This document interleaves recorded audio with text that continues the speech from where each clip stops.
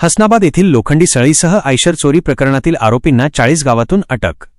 हसनाबाद पोलिसांनी 2 आरोपींच्या मुसक्या आवळल्या. 8,51,000चा मुद्देमाल जप्त.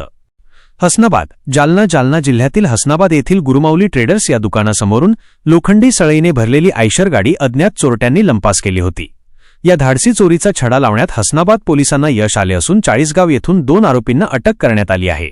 त्यांच्याकडून 8,51,000 रुपये किमतीच्या लोखंडी सळई हस्तगत करण्यात आल्या आहेत. नेमकी घटना काय? स्वप्नील सत्यनारायण राठी रा हसनाबाद यांनी या चोरीबाबत हसनाबाद पोलीस ठाण्यात तक्रार दाखल केली होती. चोरट्यांनी दुकानासमोर उभी असलेली सळईने भरलेली आयशर गाडी चोरून नेली होती.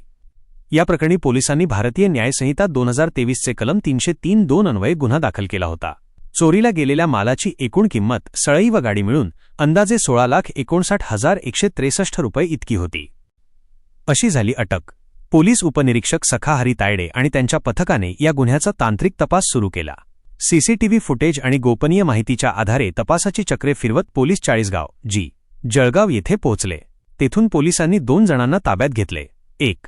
ताबेश रफिक शेख वय 20 रा मदिना मशीद 40 गाव. 2. समीर रज्जाक शेख वय 32 रा वडोदा बाजार ता फुलंब्री छत्रपती संभाजीनगर. मुद्देमाल जप्त. पोलिसांनी आरोपींकडून 8,51,163 रुपये किमतीच्या लोखंडी सळ्या जप्त केल्या आहेत.